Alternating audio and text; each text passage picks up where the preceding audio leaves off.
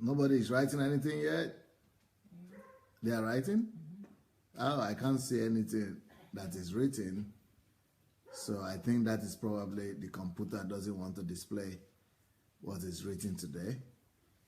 We need to recharge that computer. No, I think, let me see if I could find it here.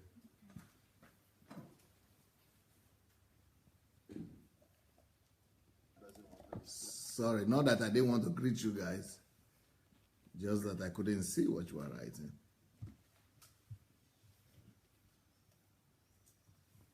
Okay, let me see who is here. Okay, Adeola Disu is here. Rochelle White, Eric Osadolo, Ezinwa, Favor Umana, Success is here. Ravele is here. Shao Smith. Yeah, nice to see all of you. Please, as you are coming in, go ahead and do what's good, do the obvious.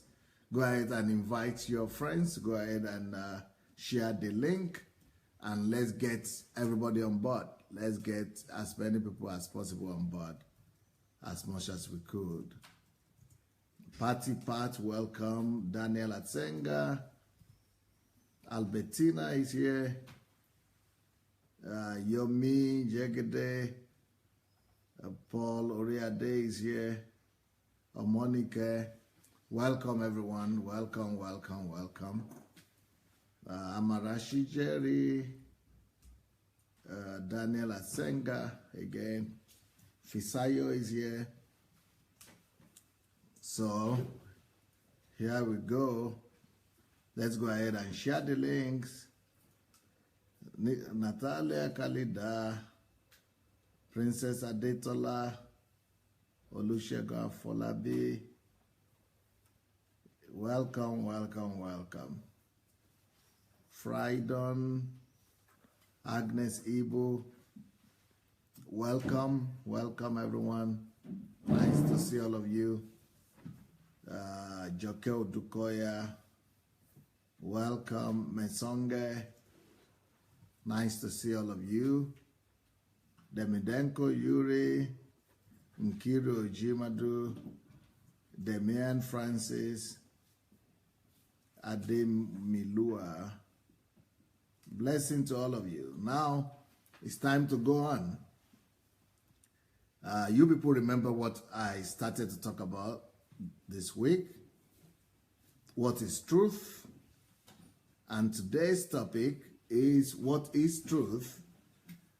What truth is not? Sorry. From yesterday I started another series. What truth is not? And today I'm continuing that series. What truth is not? What truth is not? And the topic of yesterday was truth is not what works. Truth is not what works. That was yesterday. And if you remember, there are some other examples I didn't give yesterday, but I think it's an obvious one. Yes, you remember the situation with Moses when he went to Pharaoh to demand for the release of the children of Israel. When he put his rod down as God instructed him to do, and that rod turned into a snake. The wizards and the witches and the black magicians of Egypt were able to do the same thing. They were able to actually, produce the same result. So they put down their rod, and it worked for them. They were able to do exactly the same thing as Moses did. But at the end of the day, it didn't last. The truth came out. The truth will always expose the fake. The truth will always be vindicated. There is nothing we can do against the truth, only for the truth. So that is another example of things working, and yet it's not been a truth. So a lot of things that we're celebrating and entertaining in our world today, especially in the church world, they are working, and that is the criteria that most people use to decide about men of God and about churches, that, oh, it's working. Whatever it's doing is working. And because it's working, so hence, whatever, that it means it couldn't be bad. It means it's God.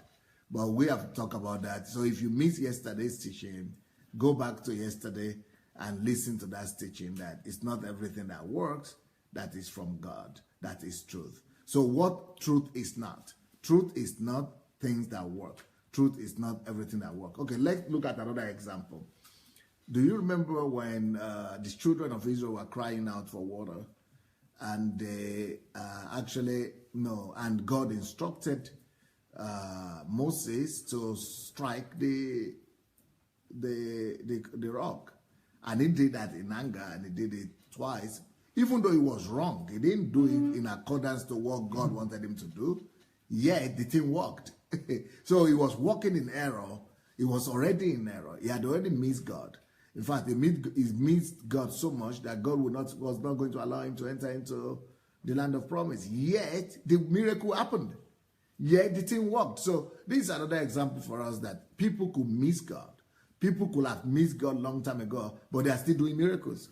People could have missed God long time ago, but they are still, I think whatever they are doing is still working. So if that is the criteria that people in my country are using to judge churches and men of God, wow, they are going to be in for a big shock. Okay, they are going to be in for a big shock because truth is not what is working. So to say that this church is a true church just because things are working there, in the sense that miracles are being worked there, that is not an evidence yet. That's not enough a proof to say that that's the truth church, or that man is a true man of God because he's doing some work or some people are following him. No, truth has to be truth, non-negotiable. Truth is not something that works. Truth is not always something that works. Actually, the way I said it yesterday is that an idea is not true because it works. It works because it is true. An idea is not true because it works, but if there's true idea, it will definitely work. It might not work the time you want it and at your own speed, but it will work eventually the way God wants it to work. So again, what we are analyzing today, and we are continuing what we started yesterday, but another topic today. Yesterday was what truth is not. Truth is not what works, okay? Today, what truth is not. Truth is not what feels good, is what we're talking about today. Truth is not what feels good. Truth is not what feels good, or even what feels bad. The fact that you are feeling good about something doesn't mean that the thing is right, or it might be right, but not truth. So truth is not measured by if something feels good or not. And also, you cannot also say because something is not feeling good, then it means it's the truth. So truth is not feelings at the end of the day. I think that's a better way to put it. Truth is not feelings. So let's think, and I want to challenge all of you that are at home right now, and all the people who are here, to tell me, to answer this question. I have a question for you, and those people who are here, I would like to challenge them to come over, and anybody who wants to comment on this. So what are the examples of things that people, conclude that are okay just because they feel right, or they feel good, or they don't feel right? What are instances like this that we are familiar with when people come to the conclusion that something is true or is not true, just judging by how it feels or how they feel? But, before I make you people come forward, before I invite you people forward, I would like to say that if we base truth on the basis of feelings, how we feel or how the thing feels, sometimes it could be right. Sometimes it could be right, but also it could be wrong. But so that feeling should not be a standard for determining truth. Now, there are worldviews. You remember yesterday I spoke about pragmatism. Pragmatism is that if anything works, it is the truth. If it's working, it means it's right. So we are saying that is not truth. It's pragmatism. That is a philosophy. That's a philosophical point of view, but which has its own name, and its name is pragmatism. When people believe that anything that works is good, it means it's right if it works. So today also, I'm, going to classify the school of thought that believes that if something feels right, that it is good, or it is the truth. Or if you feel right about something, that means that it's the right decision to take. That's the truth. Or that if it feels good, it's right. It is the school of thought that there are two schools of thoughts that actually believe in this. One of them is mysticism, mystics. Mystics follow their feelings most of the time. Mystics believe, they come from the school of thought, that if it is right, they are going to feel it. So they feel they have some things they are, they are looking out for. So they follow those kind of feelings to determine that, yes, that is right, because it's feeling right. It's feeling as they are expecting it to be felt. Okay, it's just like people, the pagans also do the same thing. They say, oh, this sign has happened, or that has happened. That means the thing is the truth. But so that is mysticism. It is not Christianity, and it is not truth. We don't determine the truth by feelings. And another school of thought, which is more philosophical, this mysticism is more diabolical, right? It's more like spiritual. But this one, the other school of thought that believes that anything that feels good is good, is all right, is the truth, is called the school of thought of subjectivism. Subjectivism is a subjective thing. It is what you come to you. It's an individual thing.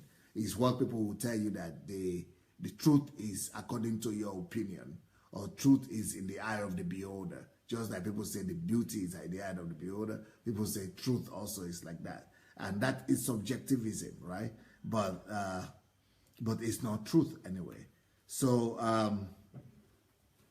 personal feelings is not enough to determine the truth. We don't use feelings to determine the truth. So whatever feels good doesn't mean it is right. And whatever feels good, even though it might work, but it doesn't mean it's right. Even though you might feel good about it, but it doesn't mean it's truth. So we don't use feelings, personal feelings or corporate feelings, to determine truth. Because feelings can be misleading. In fact, as a matter of fact, a certain feeling could be true today, and then you find out that tomorrow that same feeling doesn't give you the same result. Some people, that's why a lot of people, Christians even succumb to this sometimes. They say, oh, I know the way God speaks to me. And they feel that God will have to speak to them the same way, because one time God has spoken to them that way and they have gotten the result. And now they are saying that is the only way they are looking out forward for God to speak to them. But God is multidimensional. And in fact, it's like God is intentional about not using the same method to deal with us all the time.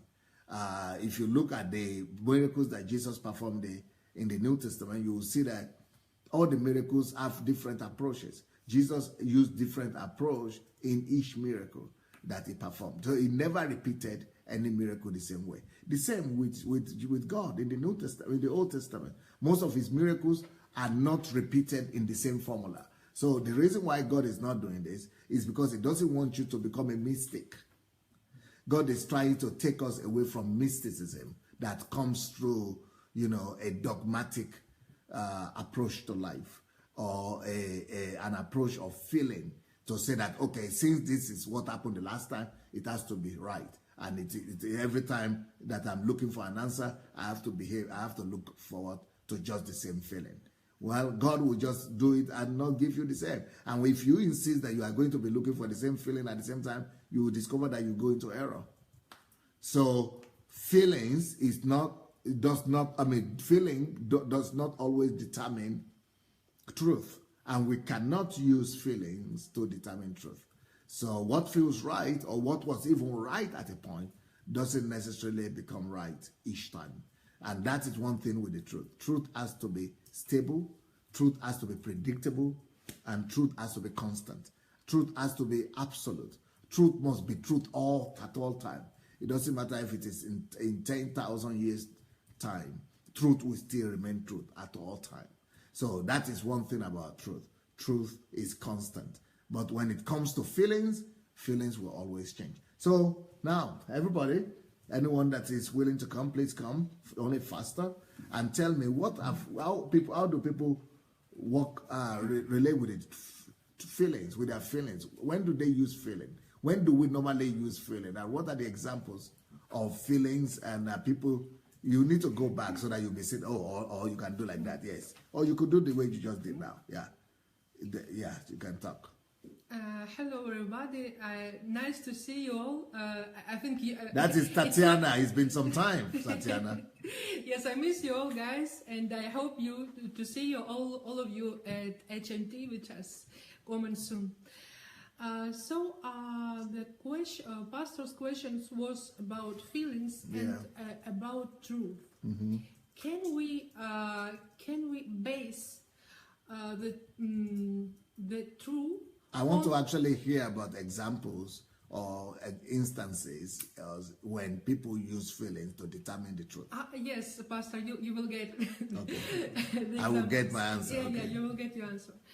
And talking about feelings, I want to speak like a woman, you know. Oh. We women, we are living, we are moved, we are created. It's like we were created to move by feelings, and you know something about intuition. So, for example, I see the person, I see someone, and I don't feel good about it. Feeling. Yes, this is feeling, and we are so conscious about this. Yes. We are so we put these feelings in the first place. Okay, if I don't feel good about this person, for example, or good, so it means that this is true. Wow. This what first goes to your mind. Make a decision about and to take an opinion about the person, and sometimes it goes too far when we speak about women. And I don't think I speak about women, but I think it's about all actually all people. How it's supposed to be. I think it's not about how you feel about person, and it's not about who says something about the person. It's about what is true, and to find out what is true. It's not enough your feelings and thoughts others about the person, your own thoughts about the person, and even two opinions of others. It's not enough. What is true? For example, when we're talking about the people, what is true? True, it's the people are good. Everybody is good. Everybody are good. Because they are created in God's image. Yes, exactly, this is the truth. Yes, exactly, Pastor. And when we're talking about truth is based on Bible. When God created a man, He said, "Oh, well done. I'm a good." Everything is good. Yes, everything is good. And actually, when He created a man, He said, "Wow, I'm perfect. Go backward a little bit, because you are standing straight. You can still, if you go back, don't lean on this, then you can be seen your head. Yeah. You don't need to bend. Yeah. So yes, and what else? What else can be as an example? For example, I feel today. I feel to go. I just want to use an example of church, but okay, let's assume that to go to the church is right, and it's okay, and this is the greatest thing that every Christian can do. If we assume that all churches do their job, okay? So today is Sunday, and I don't feel to go to the church. You don't feel like going to church. Yes, I don't feel to go like to go to the church. So or I feel to go to the church. Okay. What is true? True. It's not about how you feel today about going to the church, but if it's your beliefs that to go to the church it's good. It's good. Okay, if you before decided that this point I'm going to the church every Sunday, and then you must have a reason. You must Yes. have some proof. yes, exactly. Oh, let's say not go to the church. I feel to, for example, I am going. I'm crossing the road. I'm going to the. I'm crossing the road. Yes, and there is an old woman, and she can cross by herself. And this is not about feeling. Am I feel good or am I feel to help her, or am I not? Okay. It's about truth, which says Wow, very help, good, help very to the good. weaker. Yeah, You know, yeah. it's not about what I feel, and this is not this is every day, every hour, and when we're talking about our decisions every day, for example, what to choose to watch movie or to read a book. What is the truth? The truth that when you will watch a movie, what will you receive? And you of course you feel like doing this, but you must have some kind of beliefs which must to be based on truth, only on truth. So if you see on your list of your points that it's not some of them, you just delete it. This is how it works, and not about how I'm feeling or how I'm doing. So this is my opinion. Thank you guys for listening. Don't go away too far. Let's hear Julie. Yes, so I was thinking of nutrition and eating well or eating bad. So let's say you have to take care of your intake, everything that you eat and that you drink, and you just feel like smoking a cigarette. So because you feel like doing it doesn't mean that it's going to be what you actually need. It's not going to be the truth, because the truth is that you feel that this is good for you, but it is actually not, because if you take it, it's going to damage you. It's going to damage your system. It's going to damage your health. It's going to affect, even your relationships. It's going to affect your teeth. It's going to affect your breathing system. So basically, the truth about this is not that because it feels good, it is something that you have to take, but it actually is not, because it's going to damage you. The same goes for any type of food that we feel like eating. If we want to eat chocolate, or if you want to eat ice cream, or whatever it is, because we feel like, it is good, or we feel good when eating it, it is not going to help us. The truth is that it's going to damage us. So that's the... So you are reminding me of the program we just had recently. Yeah. I and you and Mayowa and Queen Kiru. Yeah. So I was on a program which is cleansing program or dieting program, and the girls saw me going through my suffering, and on my way to Calvary, my Via de la Rosa. So while I was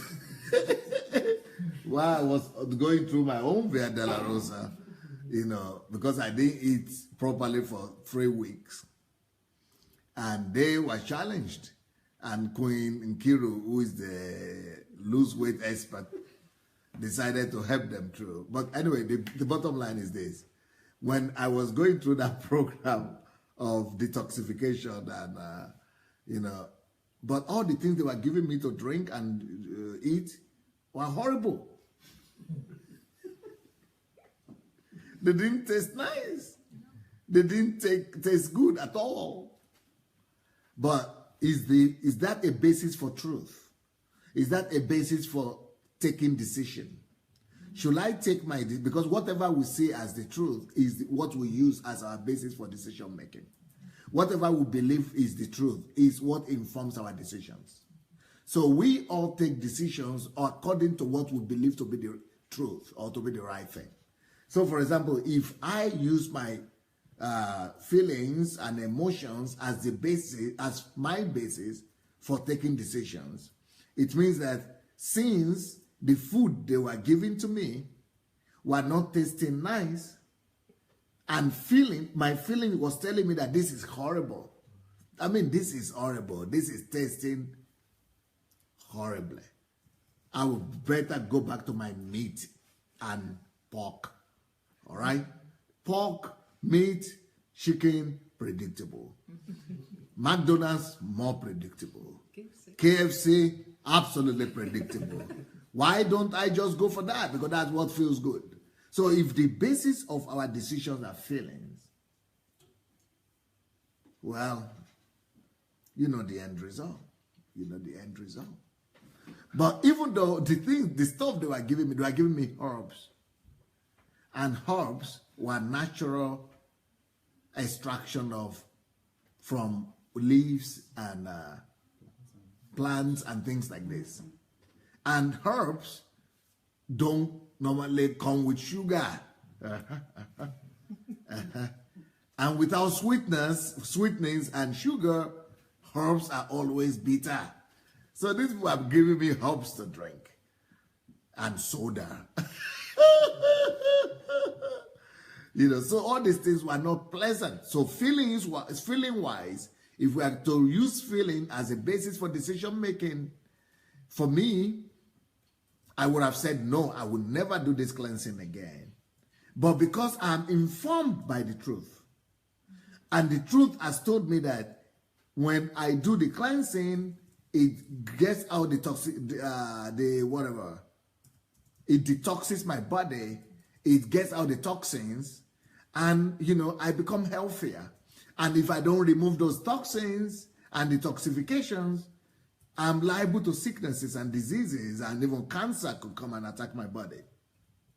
And because I don't want to be sick, and I'm 50, and I want to be strong in the latter part of my life, you know, and I want to, you know, grow strong, I am better informed.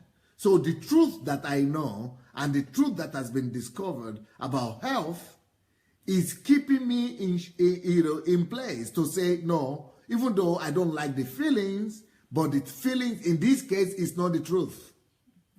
It is the research that has been done by nutritionists, by diet experts, by, you know, health experts.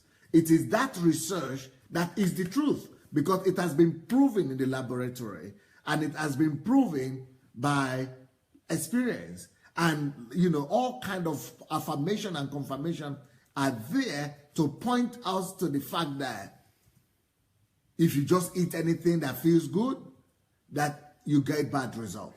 So, but before, I didn't have this philosophy, let me tell you the truth.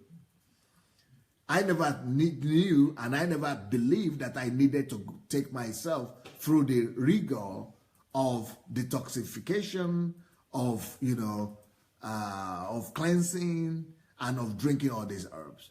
You know what my philosophy was? If it is blessed in the name of the Lord, anything that you have prayed for, I'm blessed with thanksgiving. Hallelujah. Just scatter the thing. Just enjoy yourself. Now, the Bible says that things are purified by thanksgiving and prayers, but for Christians like us who are fundamentalists, I was thinking I was going to believe the word of God more. So I will believe the word of God that nothing will happen to me. Everything is purified and sanctified by prayers and thanksgiving. So I will eat anything and I will eat anyhow. And everything is going to be changed inside my system, even if it's not healthy. So even though I was standing on the word of God, so to say, and I will eat anything that feels good, so isn't the word of God truth? That everything is sanctified by prayers and by thanksgiving. But if we are going to go by that alone, then we just say we believe in the word of God. Then we switch off common sense. It's like saying Peter walked on water. So why can't I walk on water? Let me go and walk on water. So, and I say I don't recognize gravity because Jesus was taken to heaven and he violated gravity. Peter walked on water, he violated gravity. So I don't believe in gravity. So I'm going to walk on water. That puts off your common sense. But also, more than common sense, that is only one-sided reference to the Word of God. Yes, the Bible says with thanksgiving and and prayers that your food is sanctified, but you will also say that if you study the Word of God very well, and if you study the workings of God with man and the way he worked with Israel, he actually told Israelites not to eat certain food. So God does know that there is need for sanctification and for diet. So there is clear-cut instruction in the Bible for dieting. Because even though God knows that he is the God of Israel and is in favor of the children of Israel, but he knew that he was there. He told them, even in the Old Testament, I'm the Lord your healer. But even though he was the Lord their healer, and he even told them, oh, none of these diseases and sicknesses will come to you, he knew that people could claim that, oh, none of this sickness will come to you. But he still said, don't eat these things. Even though I've said none of these sicknesses will come to you, but if you go ahead and just abuse your body and eat what you just like, maybe it will heal you, but I don't think that particular aspect of the sickness will not come to you will happen. I think you still need to abide by the law of nature. The law of nature in this case supersedes just the claiming of promise. In the sense that God himself is the one who created nature. It's like tempting the Lord thy God. And the Bible itself says, do not tempt the Lord thy God. Don't tempt your God. If God has said, don't do these things, they are bad for you, why don't you just abide by that? Okay, a lot of Christians now, we say God heals us, and we believe in healing. Yes, God heals us, but God has also given you instructions in the Bible how to prevent sicknesses, rather than to believe God to heal you. So in my own case, I had a very practical example of, a very practical, reality of days, that not everything that feels good, not everything that tastes good, and not everything that I'm good about, I should be eating. Right now, I'm 50 years old. You know my decision at 50? I am going to stop eating meat, fish, any poultry. Maybe I will eat once a month, but not more than that. Because I am Sandey Adelaja, Satan hates me, but I don't want to help him.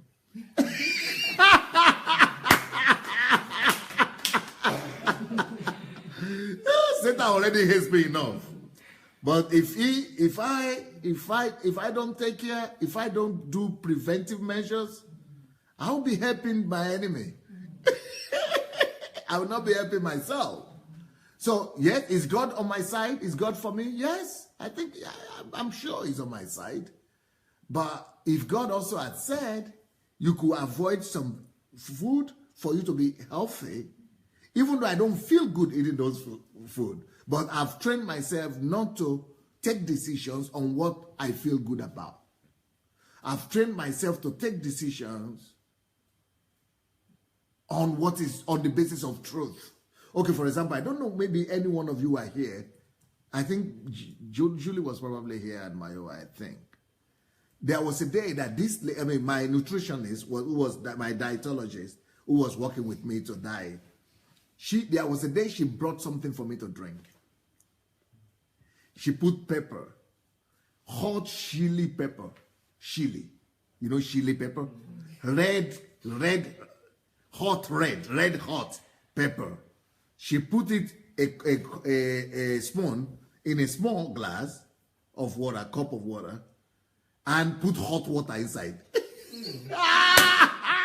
It was already hot without hot water, but now with hot water, and said I should drink it. So I said, okay, no problem. I was using sheer determination and, willpower to drink it. So I drank. But what it did for me, I screamed. I don't know if you remember that day. I screamed and I said, no, wow, this is horrible. What is this? It burnt my throat, it burnt my stomach, it burnt everywhere. But she was later telling me the next day that, I didn't know you were going to feel so bad. But because I thought you were an African, but I was not eating in Africa. But she said this is healthy for you. So she said it's healthy for me and gave me all the health benefits of pepper and drinking pepper or eating pepper that way.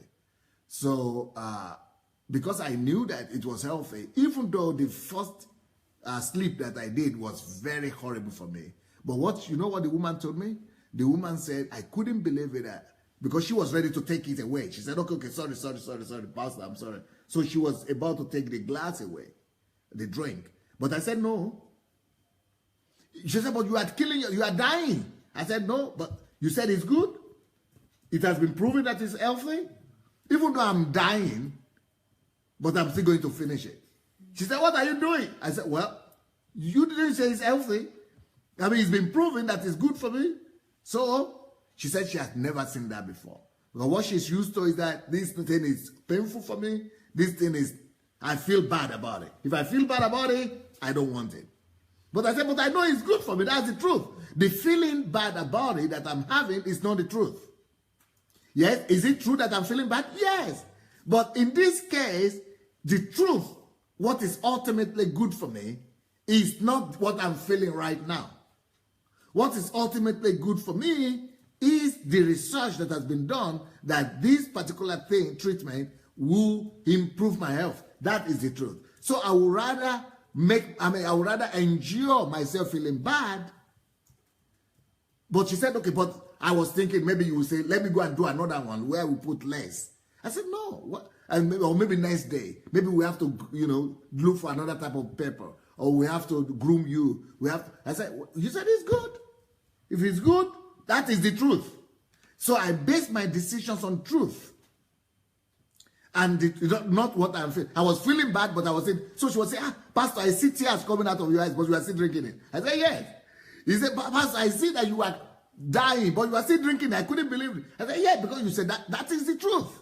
So what I'm saying, this is an example for us that it is not our feeling that is all that should dictate our decisions. It is what is truth that should dictate our decision. Our feelings could be anyhow. Our feelings could be opposite of the truth. So even though we are feeling bad and horrible, but we should still go ahead and live by the truth. Well, you are there, also. Yeah, so anybody, you are there too? Mm-hmm. Can you say what you noticed? Did you notice that I kept on drinking, or you didn't notice that? Well, she was telling me that. Yes. I mean, we were all looking at Pastor and noticing that he really did not like what he was drinking.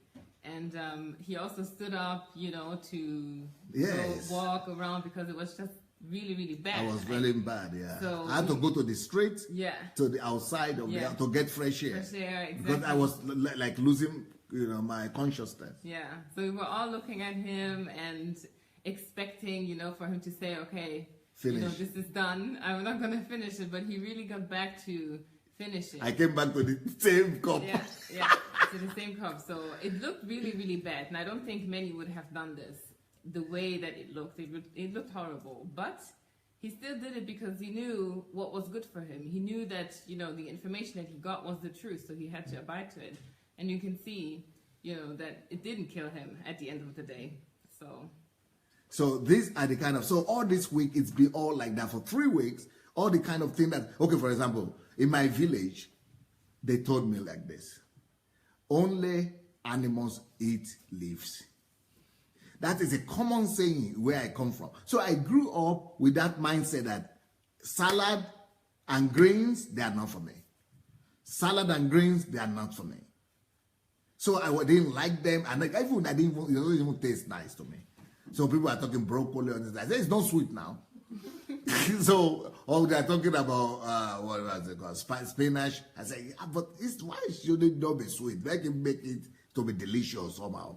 So, anything green, especially, but spinach is still okay because people cook it. Broccoli is still okay. But what these people are telling me is that you must eat everything raw. They are telling me now, and I read it, and I did my own research too, that raw eating, there is something they call, what do you call it? Raw food. Raw food is the healthiest one. So this is what they were taking me through for 3 weeks. Can you imagine raw food, raw, no cooking? In fact, they are even telling me that cooked food is dangerous to, is damaging, it will be dangerous to your health. I mean, it's not beneficial to you. As what is most beneficial is raw. Raw. As in my own mind, raw things, only animals eat raw things. Like, I mean, dogs eat raw animals. They eat, cannibals and things like that. Those are the kind of thing I'm thinking. And here, they are telling me raw. Can you believe it? For 3 weeks now, I've been eating just raw. Can you believe raw? Raw food? Raw. No cook. No, I don't know if it can get to your mind. And that's the only thing I've been eating for 3 weeks now. Do you think I feel good about it? How do you feel? Yes. Do you think I feel good about it? You want to tell me I feel good about it? You want me to tell you the truth? How I feel about it? I feel like I'm punching somebody in the face. But despite the fact that I feel like that, I get to that table and I eat that thing. Because I know that I'm 50 now. And I want to be healthy when I'm older.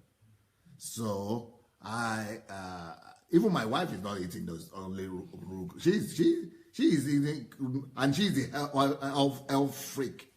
But she said, Pastor, you are just extreme. I said, yes, but I read it because that's what is written there. And I read it that it is the most healthy thing. And for me, if you could prove it to me by the truth,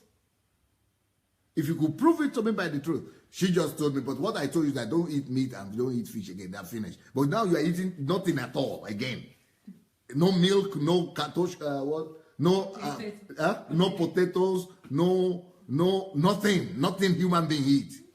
Just some raw thing.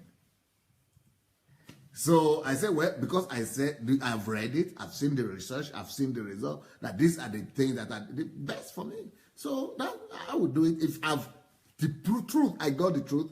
So I have to go against my feelings to embrace the truth. So that is the lesson today, that it is not always what feels good that is right. Or even what feels bad sometimes. For example, that pepper, I was feeling very bad, but it was the right thing. Right now, the things I am eating in my mouth, they taste horrible. But after, can you imagine one week, one of the toxification program was 1 week, a whole week. I have to drink every day 2 liters, only 2 liters, no eating nothing, only 2 liters of, was that juice? I mean, what's lemon, grapefruit, and another thing inside, Yeah, so lemon and grapefruit mixed together. Each one of those is already too bad enough.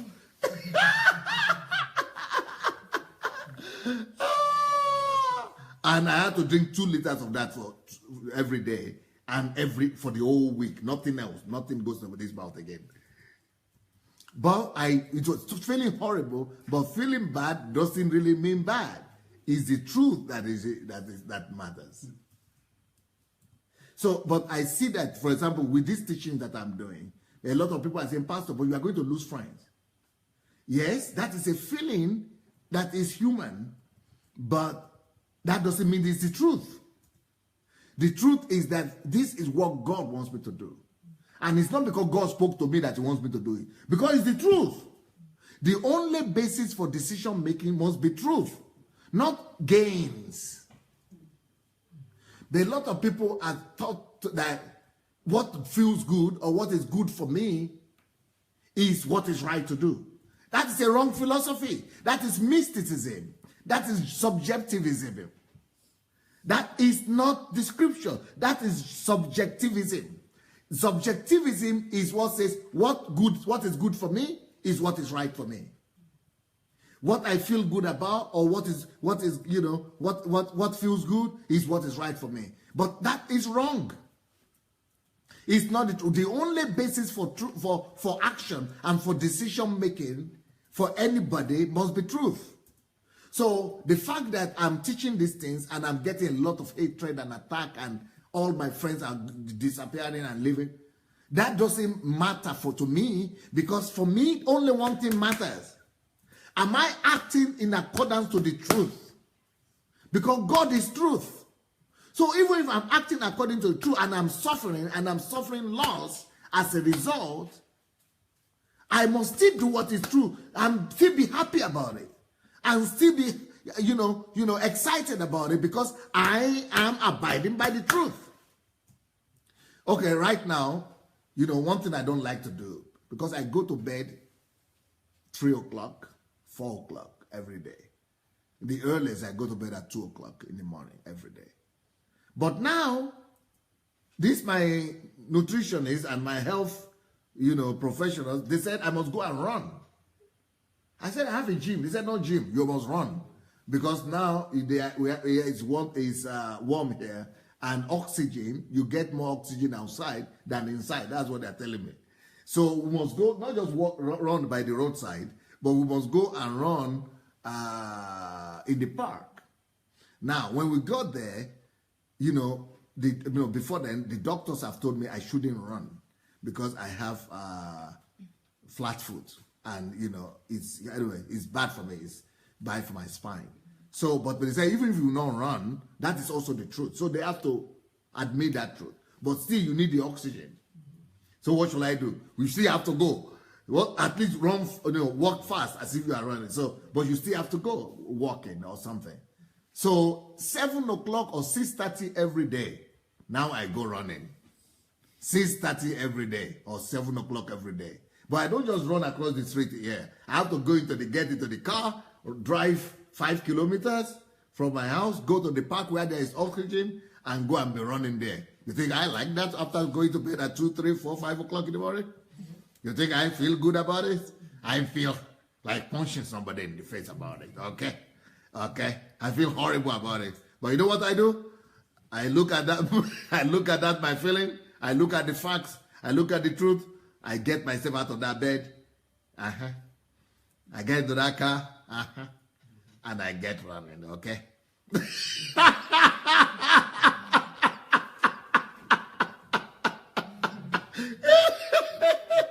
You think I do it once a week? Or twice a week? You have to do it every day. If you ask me how are you? If you ask me how are you? If you ask me how are you, I will send you packing, okay?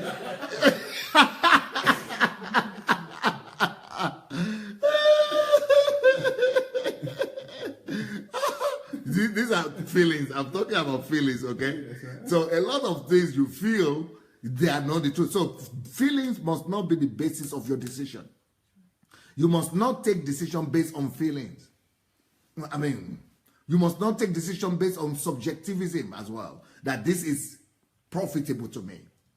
This is profit. This is good for me. This is profitable for me. So it's my truth. No. Truth must always be absolute. Truth must always be proven, and truth must always be factual. Truth must be, indisputable. So it is when you get to that truth that you now must stick to the truth. Truth, remember this forever. Truth must be the only basis for your decision making.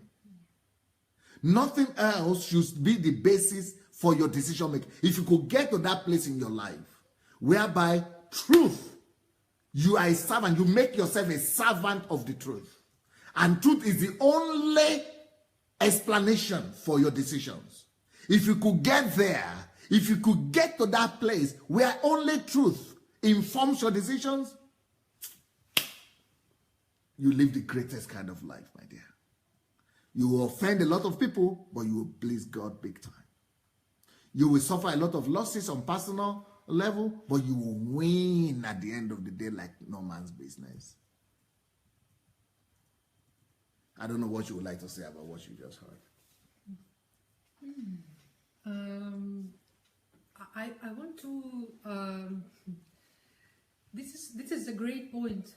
First of all, Pastor, that the truth must to be the reason of all your decisions. From the one side, it's very hard.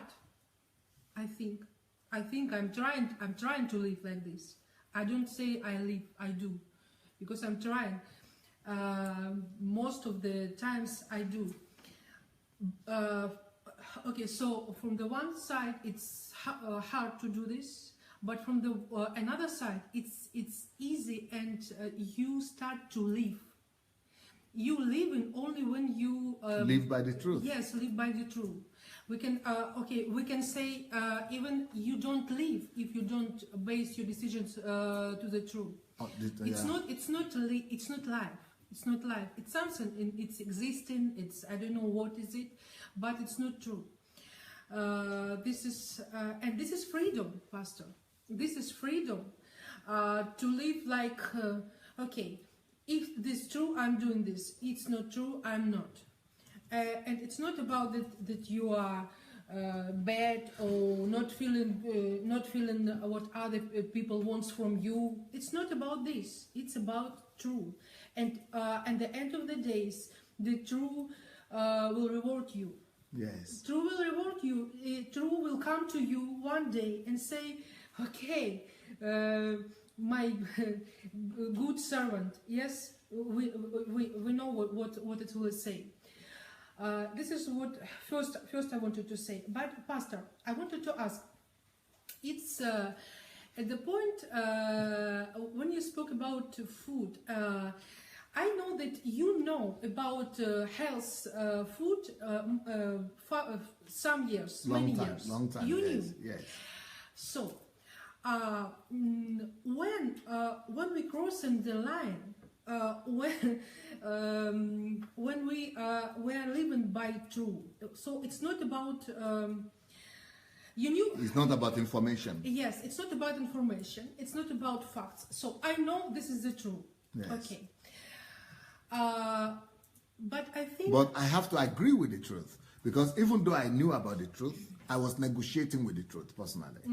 I knew about the health factors from my 40s.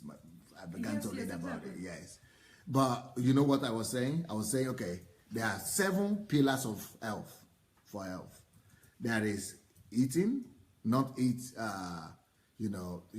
Eating. There is oxygen. There is sport. There is exercise. There is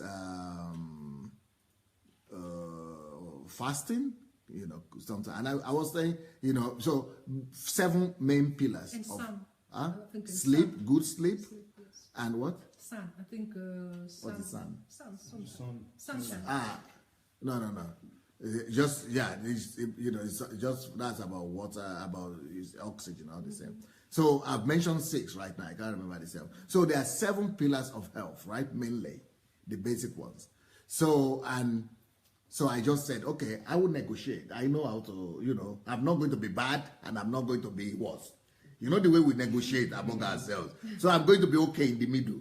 So when it comes to eating, I know what are the things that are dangerous. I just say, okay, let me find out what are the most dangerous things. Sugar, oil, or whatever you call fat, and don't eat too much fat, don't eat too much sugar, and don't eat too much meat. No, meat. Don't eat too much meat. So eat, rather, instead of eating too much meat, eat fish, eat chicken, white meat, eat white meat more. So I negotiated that way. So I say, okay, I'm okay, I got the answer. I'm okay, I got the answer. I'm not the worst one. Yeah, no. I thought it's good for me because I see everybody else living worse, so I'm not bad. But not only that, but I think I've removed the most dangerous one. Oh, the last thing I didn't say was water. Drink water. That's one number 7. Drink a lot of water. So, and then I started drinking water. So I said, I fulfill 1, 2. No, 1 is 50%. Oh, the other one I drink water. I said, oh, then I moved out of the country, to the country, like here in my house. I said, we have good oxygen here. I don't have problem with oxygen. I leave the door open in the night, the window open in the night. I said, I have oxygen, so I'm okay. I live an active lifestyle, even though I don't do exercise. I stopped doing exercise because I got so busy. But I live an active lifestyle, but it's still not the same, you see. But I negotiate to be in the middle, you know. So because the truth cannot help you until you make yourself the servant of the truth. So it was helping me. In fact, for example, these people, my nutritionists, right? They say, Pastor, tell us what the things we have having. No, why are you feeling bad? Why are you sick? I said, I'm not feeling bad. I'm 50, but I'm feeling like the same as I was feeling at 27. Wow. Right now, I'm feeling the same as I was feeling 27 years ago. Even when I was 50, I put on weight at my 50th birthday. That was my highest. But still, I was still feeling as good as I was feeling 25 years ago when I was 27. So I'm okay in that sense. But my wife told me something I will never forget. She said, eat right. I said, Princess, but I'm okay. Princess, but I'm okay. Princess, but you see, I'm okay. I'm healthy. She said, well, it's not about being healthy now, Pastor. You could be healthy now, but we used to be healthy at 70. She said, if you want to be healthy at 70, you must eat right now. I said, this lady got me this time. She got me this time. I say, yeah, there is truth in that, you know. I think I might be feeling okay now, but this thing she said, I think about it, I say, yes, because the building blocks of our lives, of our physical body is what you eat. So if I'm eating chocolate, then there's nothing to the bones to hold on to, and the bones, they will be weak at 70. I say, you may have to say no to chocolate. So, but now that I'm 50, I know by statistics that at 50 is a good motivation for me, because I know that at 50, people die 4 times faster. The risk of death it increases 4 times more, and then bad health. But I'm not afraid of death. I want to die, but I don't want to live and be sick. That's what I don't like. Each time I see people who are not dying, but they are struggling, I don't want to be like that. I'm sorry. So I would rather embrace that truth and put myself on diet, okay? Even though I don't feel good about it, but I want to feel good. I know that ultimately I will feel good when I follow the discipline. So, Pastor, to know the truth, it's not enough. Yes. Yes. You must subject yourself to the truth. This is what I am making the conclusion of what you're saying. You must to know the truth, the first one. Okay. The second one, maybe you must to believe in this truth. Yes. Yes. And the third one, you must to be obedient. Be obedient to this truth. Yes. And I think this is the formula of how to live in the truth. By the truth. Yes, and when we spoke about word of God, it's there is very slim line, you know. When we speak about, we Christians, we speak about word of God, and we say about truth, and you say, okay, in Bible they wrote bless it, eat and bless thanksgiving, it, just eat everything. Yeah. And so there is temptations to not believe now. In this point, there is temptations to not believe okay. So, in what to believe if we not believe in it's because you want to negotiate like me negotiated. You are negotiating now, but you know the truth inside your heart. Yes, you know. You know why I'm speaking like this? Because many people they live. Many Christians live like this. Okay, this one is written in Bible. I will do this. In Bible, they write to drink a little bit wine for your health. Yes. I will drink, and yes. How much is a little bit? I don't know for each person. So, we don't think that in those times when Bible was written, when they wrote that just blessed the food and everything will be okay. They didn't have McDonald's. They didn't have. They didn't have. MOG. Is it MOG? MGO. MGO. They didn't have MGO, so you can't bless MGO and be healthy. Because MGO is not what God created. So when we come to the point about the truth, GMO, yeah. So now the first question must be this product that I must to bless, that I want to bless and to eat and be healthy, is it created by God? But because everything that it's not true. So it's not true food. McDonald's, it's not true food. So it's not true. Okay? It's not truth. It's not truth. So and all these kinds of foods and Coca-Cola and this. It's not what God created. I can't bless Coca-Cola to put 5 liters of Coca-Cola near to my bed and drink morning to night. And say God will bless it. And say, okay, God make it water. No, we have because God created water. Because God already created water. So what I'm trying to say that everything that God created is already true. So to eat the nature, yes, the natural thing, yes, that is the truth. This is true. Beautiful. This is true. Raw is true. Yes. So talking about 50. Yes. You say half time. All of us, Pastor, we're looking at you. But he didn't say 50 in the Bible. That's just for me. By the way, when God says in the Bible, when you go to your promised land, what did he say? You will find honey, which is good. What else? Milk. Olives. Yeah. You know, things which he created. He didn't say again, you will find hamburger and so on.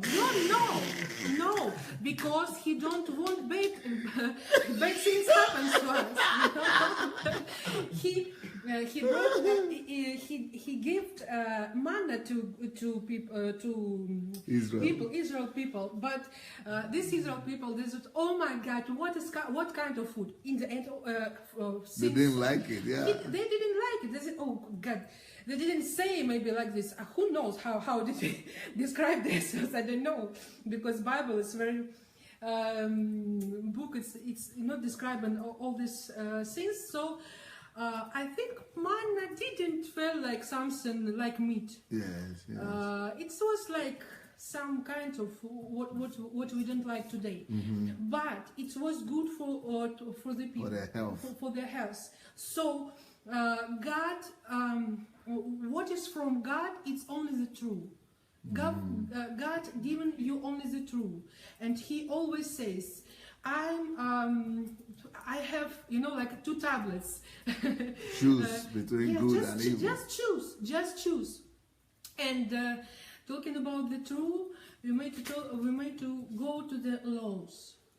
The laws. He created everything.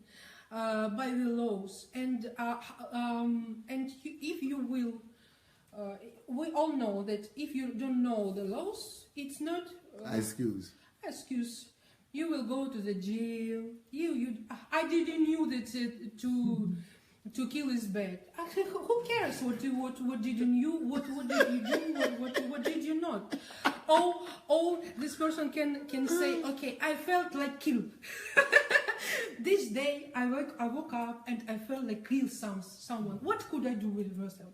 So if we will live like what I feel now, and today I feel like kill someone. Excuse me.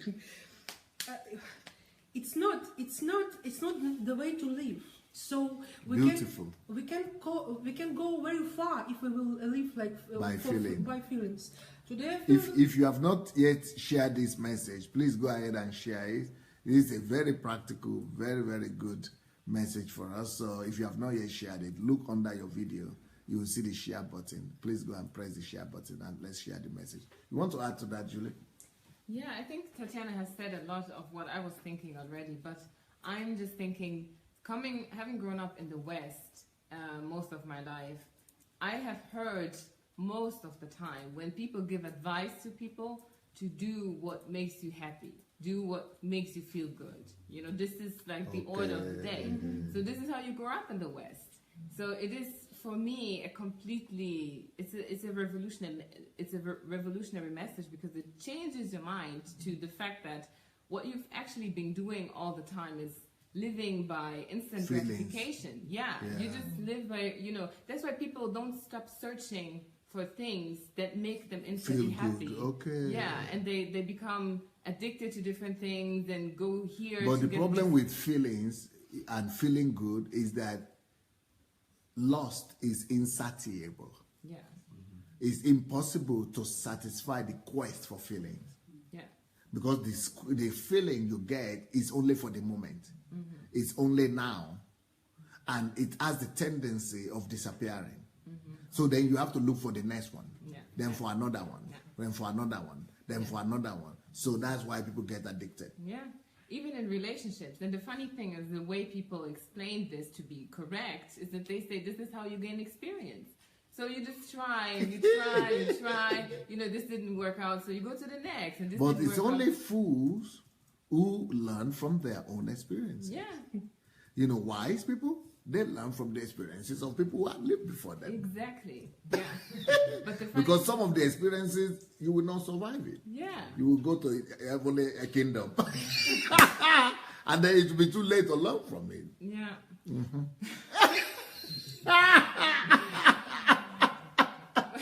But you know, I recognize that people who live like that are people who don't have purpose, you know, because they just don't know truth. Yeah, and they don't have anything that they aspire to, because they think all they have to do is to live by the moment, because you don't know what is going to happen tomorrow.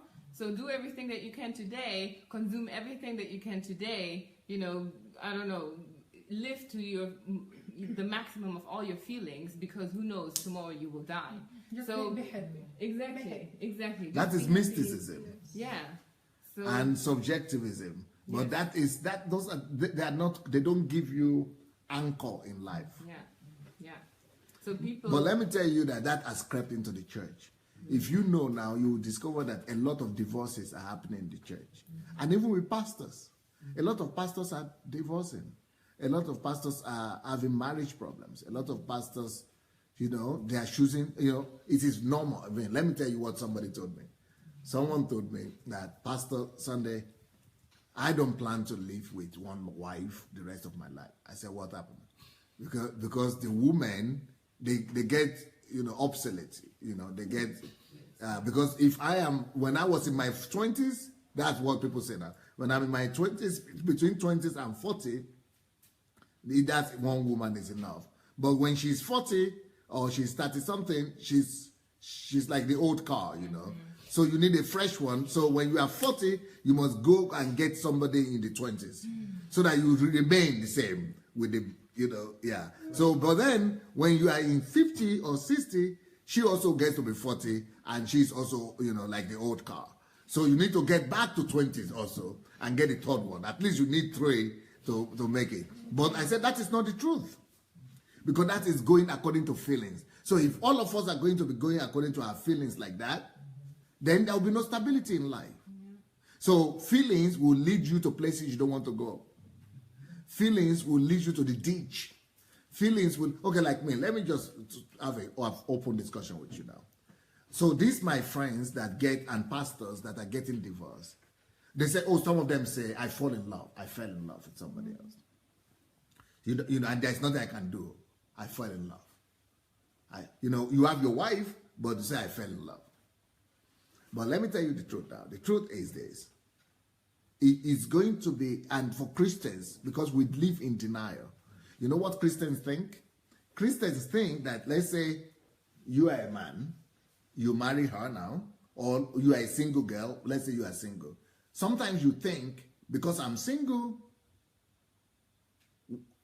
marriage will solve all my problems, all my feeling problems, all my sexual feeling problems.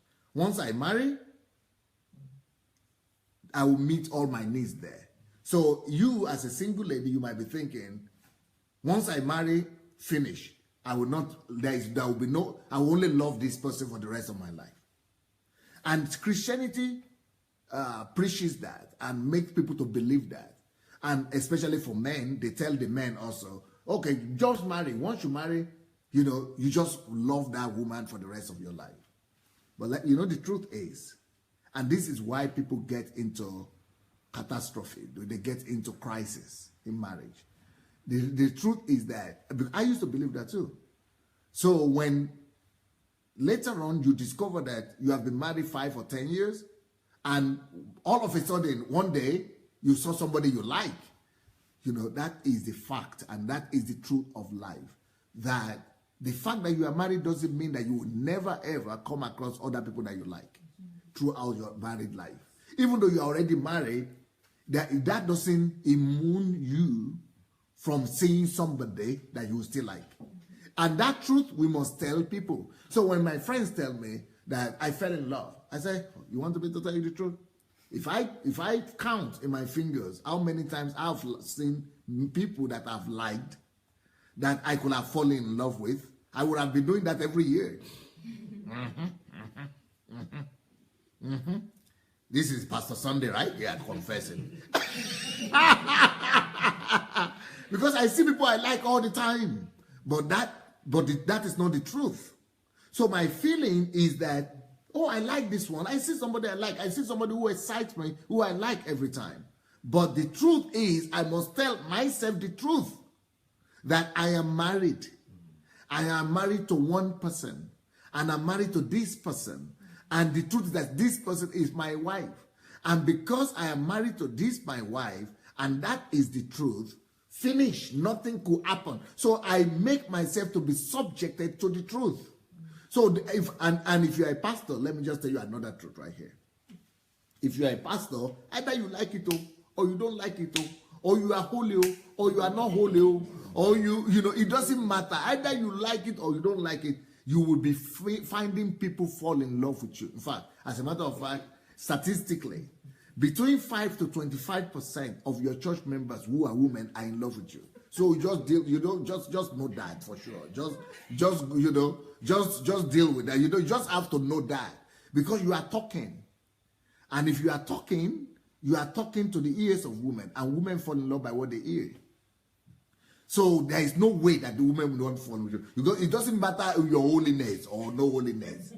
So, but what will preserve you? How do you get preserved? How do you get protected in such a case? Truth. But if you just say, you know, it will never happen, I am a Christian, I'm a man of God, I'm a born again, I'm whatever, then backs, boom, like something hit you in the head, then you say, oh, I have to divorce. Why? I'm in love. Because you are supposed to have considered that feelings will come, but the same way that feeling comes, that's the same way it will go. Because when you have principles, when you have truth, you know that the truth is that I don't divorce. I don't know how Christians, well, there are different situations in life, especially pastors. I don't understand why a pastor will divorce. I don't understand up to today. It could happen, you know, and thank God that, you know, and, you know, we should just thank God it didn't happen to me. But in my own case, I don't see anything my wife could do to make me divorce her. What about if she divorces me? I don't know. Maybe it could happen, but I'm going to do everything to get her back, because I don't see how I could tell somebody that I love her and that she's going to be my wife, and she's my wife, and then do I go and reverse that? Do I go and withdraw that word and commitment? I don't see it happening. But that is because for me, that is the truth. The truth is that I am in love with her. We are married. She's my wife. I'm going to love her for the rest of my life. I'm going to be dedicated to her for the rest of my life. It doesn't matter if she falls in love with another person, or she sins with another person, or she commits sin of, you know, sex, or I commit sin, or she commits sin. It doesn't matter what happens. The truth will always remain the same. I love you. I gave you my word one day, one time, and I said I will live for you. I will be there for you, good or bad. I said that I will be there, good or bad, and it was not specified how good or how bad. Or if it gets to this bad, then you are free to go. No, good or bad anyhow, I am going to be there for her. Why? Because that is the truth. We vow to be there for ourselves. That is the truth. So that truth supersedes any feeling. So anytime I have any weakness or any feeling towards another person, somebody was asking me the other time when we were talking about the situation with Apostle Suleiman. And I said, you guys who are defending this guy, you are just being brainwashed. They said, why? Pastor, why should you think like, do you think he could do it? I said, yeah, he could do it. I'm not sure he did it, but he could do it. Anybody could do it. Anybody could sing. Even then they asked me, they were writing me and say, Pastor, do you mean you could do it? I said, oh yeah, I could do it. Anybody could do anything. Don't even, forget about that. We are all human. But it is when you get to a place, when you begin to think that because he's a man of God. What is man of God? What is man of God? Just a man. He's man before God. Okay? So, anybody could do anything. Why should you? I saw people coming to defend this guy, with their lives. Why should you do that? We are humans. You just have to look at situation and say, okay, thank God he's not lying down. He's not continuing that life. He's standing up. He's going. Kudos to him. The righteous shall fall to 7 times and rise again. Thank God. The guy keeps on pursuing God. But when we put people in the pedestal and we say, this will never happen. This will never happen to man. These are men of God. They are holy. They are in the 7th heaven, 10th heaven. They will never say. So they were saying, but you are a pastor. Can that happen? I said, oh, yeah. Why should you not know that could happen? But no matter what happens to you, the truth must always be your only decision. Your only basis for decision. Let's say, for example, I'm a pastor and I fall in love with a lady. If I am a servant of truth, if I'm committed to truth, I should say, what is the truth in the relation with my wife, to my wife? The truth is that she is my wife. It doesn't matter how many women fall in love with me. It doesn't matter how many women I fall in love with. The truth is that I must speak the truth to myself, get myself to come to my common sense that no, this is wrong. And the truth is that is adultery. That is sin. I'm married to one person. I'm joined to one person. That is sin. That is adultery. That is fornication. I cannot do it. It is wrong to do it. I cannot, even though I feel like doing it, or I'm tempted to do it, but I cannot. Because the word of God is the truth. And the truth is that I'm married. So if the truth is the only basis for you taking decision, that is what we should get into our mind. That the only basis for your decision making is truth. Once you have settled that, it is not that, oh, I fell in love. What does that mean, you fell in love? That doesn't mean anything. That's not the truth. Yes, is it? But you said, but Pastor, why are you saying it's not the truth? It's the truth. I am myself. I know myself. I know how I feel in love. Yes, that is the temporary truth. That is the temporary feeling you are having right now. But feeling don't determine truth. You get what I'm saying? So somebody is saying, but I know I'm in love with her. I don't love this one anymore. That is the truth. But she is telling me that is the truth because that's what is feeling. Now, you are feeling it. But even if you are feeling it, she said it's not just now because I know, how I feel, it will last. It is okay. Even if it's going to last, let's say the feeling is going to last like this forever. But that doesn't make it truth. Because feeling don't decide truth.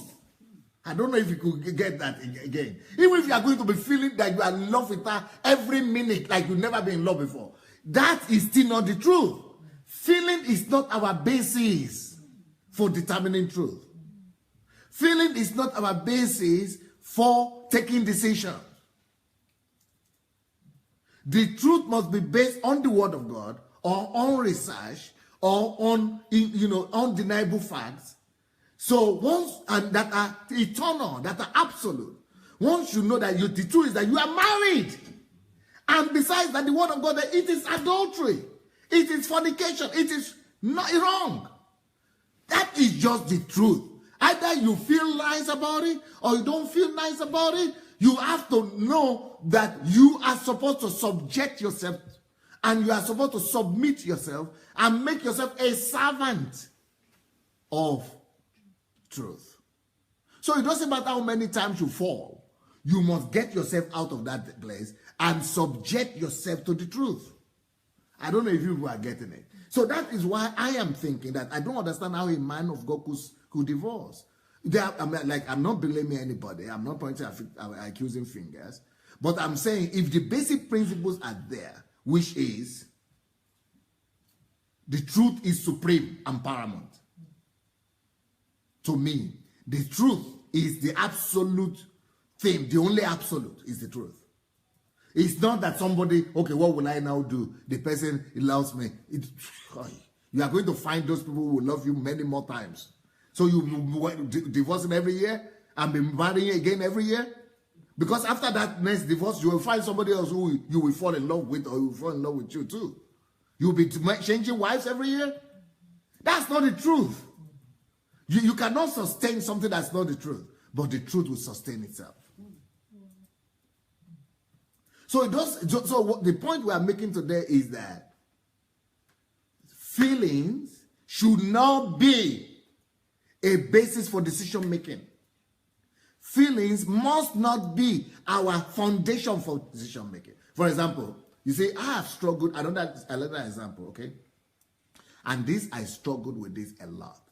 And I will tell you, we were still talking yesterday with Galina about this. And I think Tatiana will confirm this. Because I'm a pastor of white people, they were commending you people. They were commending Mayowa and Julie that you are different a little bit from these white Ukrainians. Because these are my children, right? Especially women, the girls. But like Tatiana now, she's not like that. She's okay. But most women, let's say she's working for me. She's one of my staff members. And hello, we see in the morning. Hello, Tatiana. High five. Okay. Oh, pastor is good. Pastor is the best. Pastor is okay. Then she doesn't do the work I told her to do, or she didn't do it well. And I begin to tell her, you know, and I can be tough. I can be tough. So I begin to, what's wrong with you? You have time for your cosmetics and for your hairdressing, and you forgot the one you are supposed to do.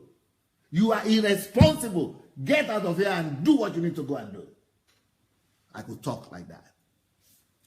You know, then 2 hours later, where is this guy? I can't see. She will disappear. Then, after 2 hours, when I see her, she's crying somewhere. Then, what's wrong? And I'm forgotten even that I told her anything.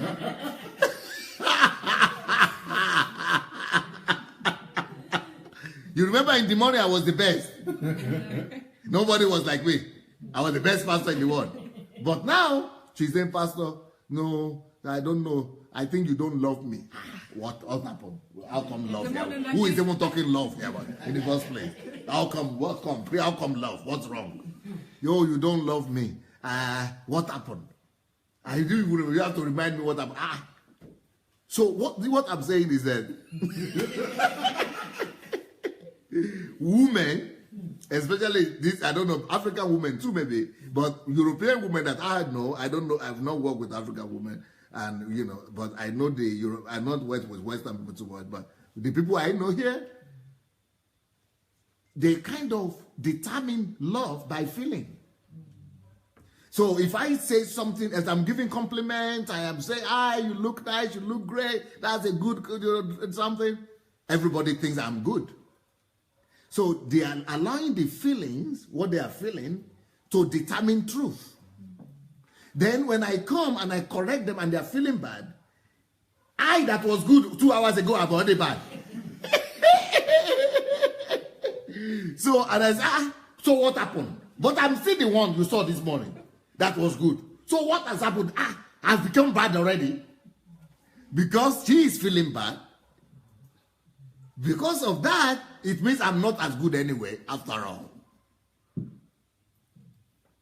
I've even had that happen with a few people on the platform here. When I'm talking the nice things that they want, Pastor Sandey is the best. But when I say things that offend them, it's not so good after all. So, but feelings shouldn't be informing our decisions. And feelings shouldn't be informing our worldview. So I normally tell these ladies, I said, look at it. Okay, when you feel bad, sit down and do analysis.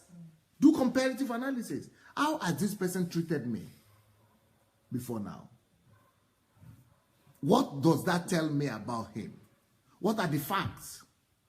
Now, why did he hurt my feelings this time? Why did he rebuke me? Was there a reason for it? Or there was no reason for it? Is it because, what are the proofs that he hates me? Okay, maybe you got some proofs. But what are the other points? But at this time, they will tell me, oh, when I'm feeling bad, I don't remember the good ones anymore. You know, that's what people say. When they are feeling bad, they don't remember all the good things you did. All that is disappeared. And this is not just between pastor and a member or a worker. I heard that this happens in marriages also. That a woman, when the husband is good, right? Then he does something wrong one time. They said, you don't love me. How come I don't love you? But I'm married to you. How come I don't love you? What do you mean? Because they forget all the good ones just because of the bad experience. But what am I saying? Even though the bad experience happened and it's giving you bad feelings, but feelings shouldn't be the basis for actions. We don't build our lives on how we feel, on how things feel. I don't know if I'm getting the point across. Okay, for example, one time I did a teaching, and because of this teaching on women and women, I don't know if you people remember, my series on men and women, a lot of men just got cross at me. They got annoyed. But at a point, some women also got mad at me. You know when? When I said, I told all the men, when I was talking about the men, the women were rejoicing. So one time I was speaking about the women, about the men, and I said, tell me a situation. Because somebody told me, my husband is a dog. I said, what happened? Oh, because he got girlfriend somewhere. He's a good business guy, but he's a dog. I said, first of all, it's insulting for you to say he's a dog. What did you do? Oh, because he's having a girlfriend, he's doing this. He's an unbeliever, but a business guy, but he's taking care of the children. So I said, if he's a dog, divorce him now. Why don't you leave? He said, oh, I cannot leave because he's taking care of the children, he's paying the school fees, and the school fees, and the children are in private schools. And he's giving me everything I needed. He supplied everything. He says he loves me, but I know he has mistresses. But he said he loves me. I hate him. And he's a dog. He's not a human being. He's not good. It's horrible. But I say it's not fair. If he's as bad as you say, then don't exploit him. Don't take everything he's giving you. Reject and say, that is not consistent with the truth. If he's dog, let him be dog. Finish. Take your children and go and pay for their school fees. But you are living in the same house with him. You are taking all the things he's giving you, and you are saying he's a dog. I said, so I asked a question. I just used this example as a question. And I asked a question. I said, as much as I am against infidelity with men, what he's doing is wrong. He is committing adultery, and he is wrong. He must be put in place. And you should not live with him if he's committing adultery like that. At least not sleep with him. But, that's the lady. I'm telling the lady that. But I said, you ladies, I just asked the question on the platform. I told the story, and I said, tell me, ladies, is he really a dog? Because I said he deserves to be respected for at least what he's doing. He's good. You yourself say he's good. He's a good man. But he's a dog. So I said, ladies, answer the question. Is he a dog, or he could be given credit for what he's doing right? You know what most women answered? They said he's a dog. Then I said, finish. I give up. So most women had consensus among themselves and said, yes, he's really a dog. Why should he even do it? I said, okay, he has done it, has happened. But why should you give him credit for what he has done? So I discovered that for women, it is impossible to argue that case. I said I lost that argument. Okay. But I think, but if this man is an unbeliever, you said he's doing, because I know other men who are believers, who are even pastors, and they are not paying school fees. but they are not sleeping with any, they don't have mistress or something, but some of them beat their wives. Okay, he's not having mistress, but he's beating you. He's not caring for you. Why do you limit all of family life to sex? That he has sex with somebody. Why should that be the only determinant that determines if it's good, if it's a dog, or if it's a good or it's not good? So every other thing he's doing, it doesn't even count again. I said that one is not my argument. It's the argument for the woman logic. But again, I'm still saying, why don't you get the facts of the truth? Because I know people in my own church who behave like that. They married, they kicked the man out. One of them kicked the man out. Then the man got mad and said, I'm not paying for anything. Now she's living in the street. Not in the street, like she's living in shelter. But you are the one who kicked him out. Because you thought, okay, I kicked him out. But he has to take care of his children now. We were supposed to have thought before you did that. If you kick him out, count its cost. I know it is a complicated something. But what I'm trying to say is that feelings, women too have to teach themselves so that feelings are not the basis for your truth. Yes, what the guy did is wrong. It's also not truth. It's a sin. But he has to be helped. Or he has to be taught, spoken to. He has to be, but don't just use that to say he's no human being, he's a dog.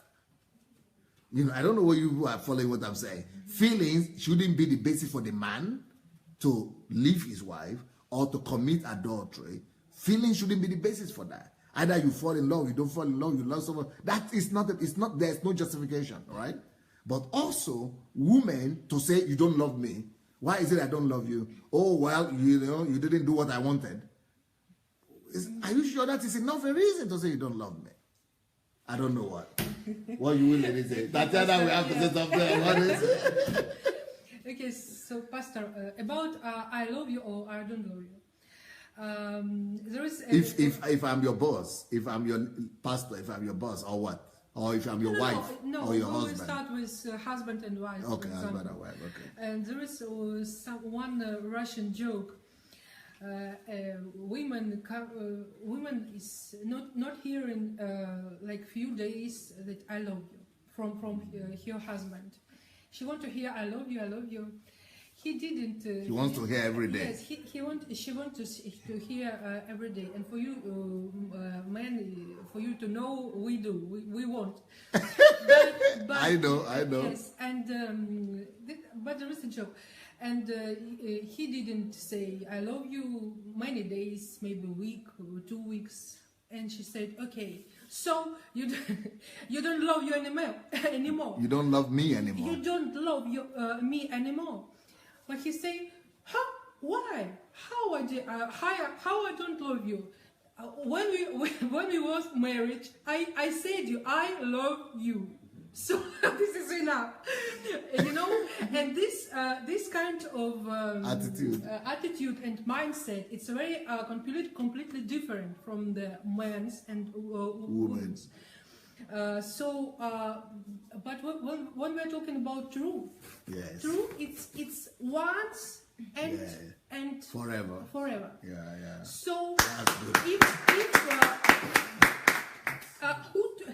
until he will not say you, I don't love you anymore. Yeah. You can hold on the truth, the first word. True is not need to emotions, feelings, emotions and confirmations every day. Yeah.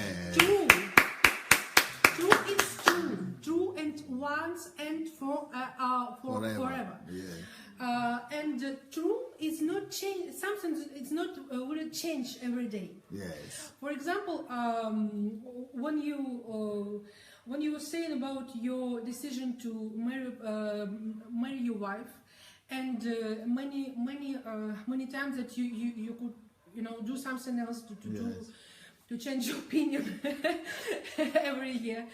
So it's not right. Only because true, it's not change. True, you can Doesn't change. It's nothing change.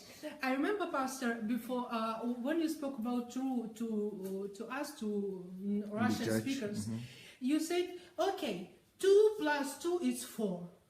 Okay, 2 plus 2 is 4. 4. You know, 4. It's not 5. It's not 6. It's not 7. Today it's not 8. And maybe tomorrow it will be 10. No. No. 2 plus 2 is 4. Finish. Finito. As I said, finish and finish. 2 plus 2 is 4. What is 4? It's 4 times per 1. What is 4? It's 2 and 2. It's 4. Nick, it's not change. You know, mathematics, they're great science, so they're trying to look something that 2 plus 2 is something else, but no. Don't be so, you know, truth is simple. Truth is simple. And truth never change. But feelings, they change every day. And they are very very complex. Complicated. You know, because today I like this guy because his eyes are so blue and his, you know, eyebrows. But tomorrow he will not look at me, and so I don't know why. And you know, it's not true. True is very how to say, constant, and it's like monolith, fundamental. It's something that said once and forever. It's not changing. So I think it's some kind of answers for us for marriage, for people who has relationships. Okay, what is true? You decided. I never liked when your pastor said about love that is a decision. I was inside of me. I said, no, love is. I know when I love. I know, but where is my loves? All these loves, where are they? Feelings. They disappeared. I don't love it. I don't love them anymore. So, the feelings have gone.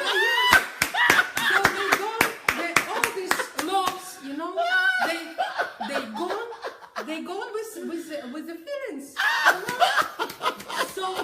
So when you say I fall in love, so when next time you will say I fall in love, so ask yourself, what is love then? Because love is not a feeling. No, it's not something that changes. Love, you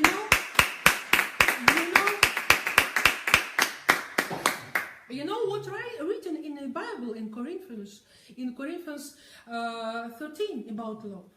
Love this, that. It's not something that change. So I think. So to change a wife is not truth.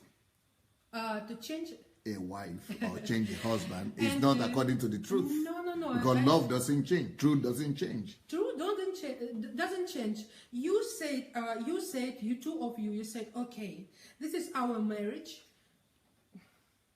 This is it. This is our marriage. How to say? You can fool yourself when you see someone, or when you fool yourself that, okay, I don't love this person anymore.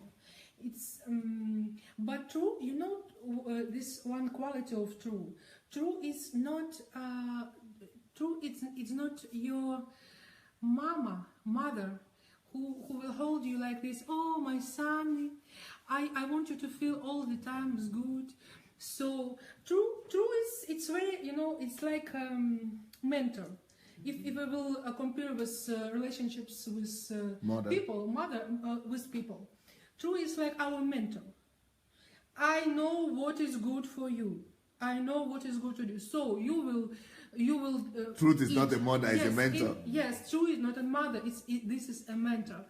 So I know what is good for you. So I want you to eat this. I want you to spend time with those people. I want you to read these kind of books. I want you to do this. And in the No compromise. No, at all. Truth doesn't compromise. Yes, and it's never changed. It's never changed. Okay. What will you have to say?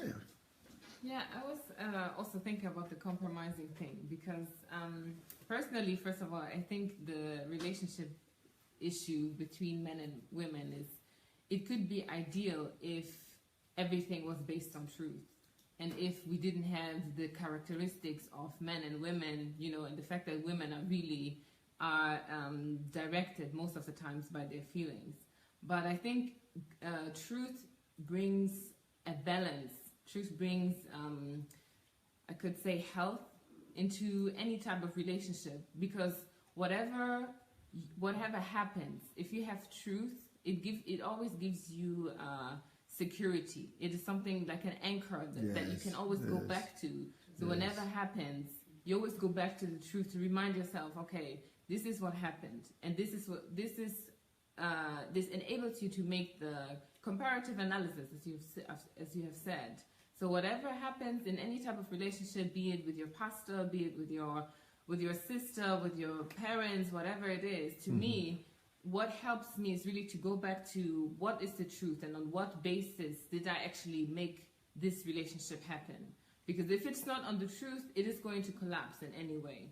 Because if you remember yourself that, you know, you came to follow this person, for instance, your pastor, just because you were looking for something, you were looking for him to always approve you, or you were looking for him to always meet your needs, exactly, to heal you or whatever, and one day he prays for you and he doesn't heal you, so what happens? Your whole world will collapse. So if you don't have truth, for me, it really helps me to go back to realize, on what basis do I actually build my relationships? Is it based on truth?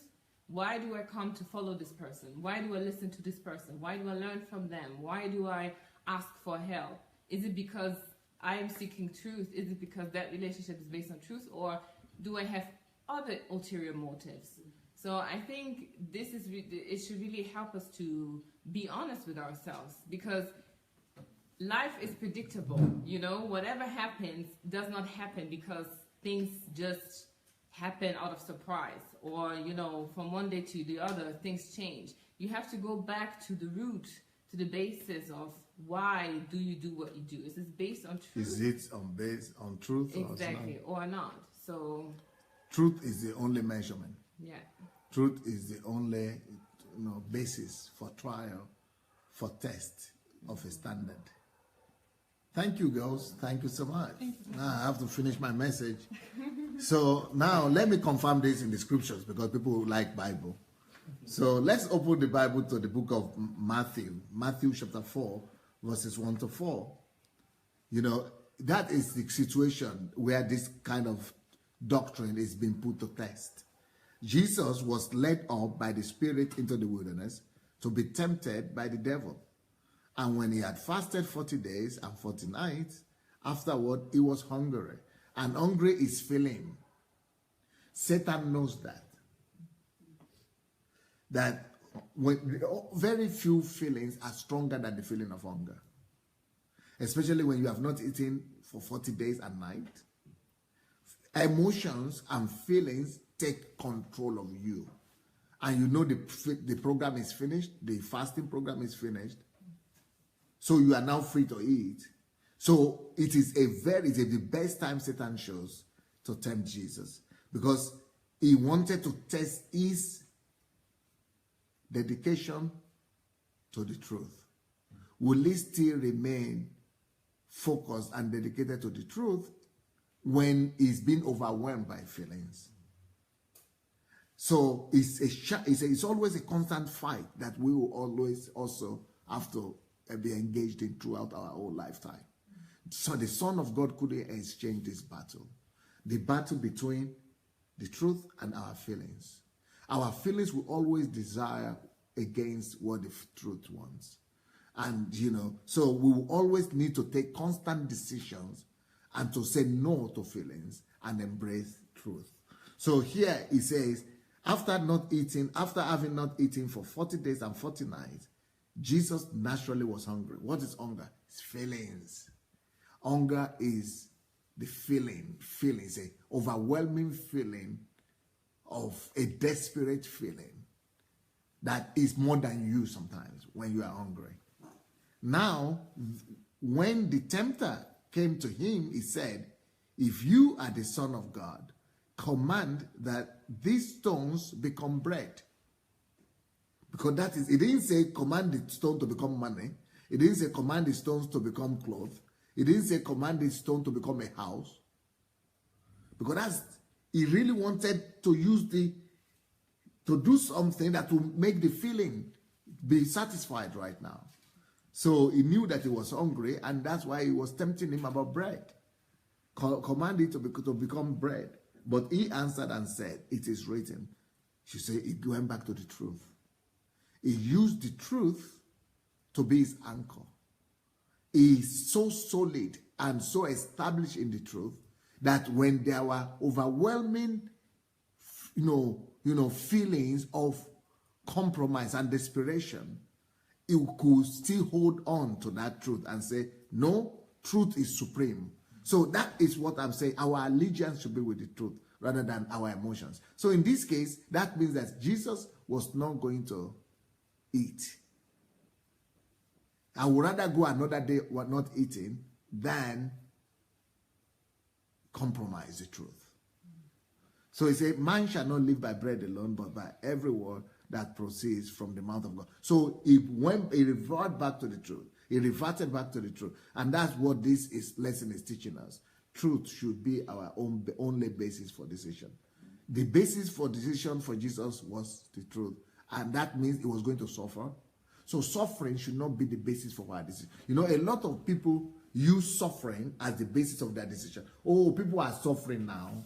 Okay, people are suffering. You can understand. People are suffering. It's tough. It's difficult in town. It's difficult now in the country. I mean, things are tough.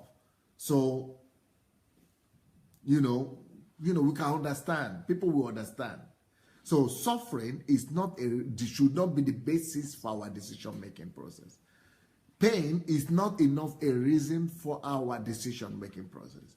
Decisions must always be based. Actions must always be based on one thing only, on the truth. So Jesus was in pain here, the pain of hunger, but he didn't allow himself to take decisions based on his pain.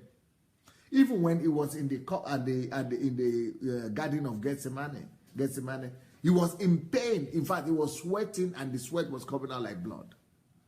But that pain, he knew better that pain is not enough reason. The feeling of pain is not enough reason or basis to take decisions. Decisions must always be taken based on the truth. Truth is the only legitimate reason and basis for decision making. So even though he was even asking his disciples, please help me pray. I mean, he was feeling so bad to that extent. But he still said, not my will, but thy will. Truth. If the truth is the will of God, he should suffer that, he should go endure that pain. He must still endure it because that is the pain. He might not even see the reason why. It might not even make sense to him. But as long as that is the will of the Father, what the Father wants, he has to still submit himself to the truth. That is the truth at that moment. He still must submit himself to that truth rather than to do what he feels better doing at this point. When he was on the cross, he was saying, Father, Father, why have you forsaken me? He didn't change his mind. Even though he says that God has forsaken him, but he still stood by the truth. The truth is that I must pass through this to the end. This is what God wants. I will be there to the end. Today when we were in court, I was in court today, and Anastasia McDonald, Queen Anastasia, was asking me, what do you feel about going to court for 8 years now and no solution? I said, I feel bad, but I must abide by the truth. If God is not, allowing it to end, it means God is going to turn it for good. I have to stand the position of truth.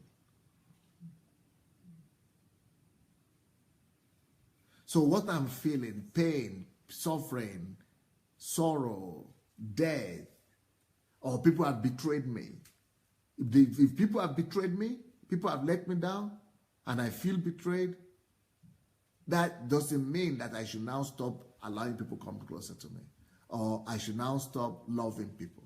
Yes, I feel bad. I feel like I shouldn't do that anymore. But the truth is that the only thing you should own anybody is love. So I cannot negotiate that. The only commandment is love. So I cannot negotiate that as well. So the truth is that even though I'm being betrayed each time I allow people to come to me, close to me, but so I must still make the right decision based on the truth, rather than, are there enemies? Do I have enemies? Yes. But I must still not say you should die, my enemies should die, even though I feel like saying they should die, because I don't want the enemies to be there. But the truth says, love your enemies. Since even though I'm feeling like I should say, God, remove them, let them die, but it's not the truth. The truth is that I must, even though I'm feeling like I say, God, to remove them, I must still go back and say, no, revert back to the truth and say, no, I want to love them. I will love them. I will have to love them.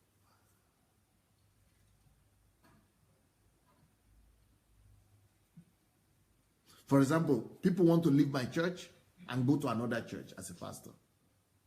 I might feel the pain that, oh, I've loved this person. I have, cared for this person. I've invested in it. Why is it just living like that? But some people will not leave. They will not allow you to live because of that, or they will curse you because of that.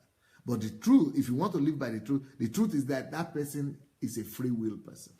He has his free will. God gave that person his own free will. The truth is that I must honor the free will of that person. Even God abides by the truth in that sense. Even God has to honor the free will of another person, of a human being. Even if a human being says, I will not accept you as the Lord and Savior, I don't even recognize you as God. Then even God himself has to say, he might feel bad about it, my creation is rejecting me, but it still has to abide by the truth, which means I've given you free will, it's your choice.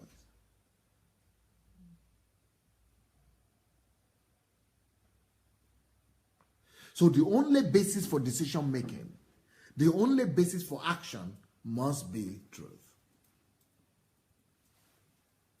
So in this case with Jesus, he was feeling bad. He was hungry. But hunger is not enough explanation or excuse for doing the wrong thing. Because that hunger is not what should be dictating your decision.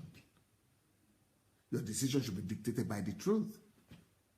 So the fact that the economy is bad is not a basis for you to become a fraudster or a 419 or MMM person. And it's not a basis for you also to exploit your members and build a system whereby everybody bring tithe to you and you don't give back to them. You go against the word of God. So no reason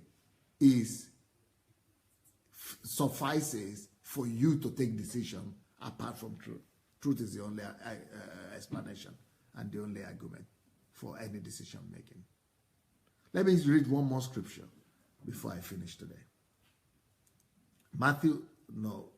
Genesis chapter 4. Genesis chapter 4 verse 4 to 8. Abel also brought of the firstborn of his flock, Abel, that is the brother of Cain, and of their fat. And the Lord respected Abel and his offering, but he did not respect Cain and his offering.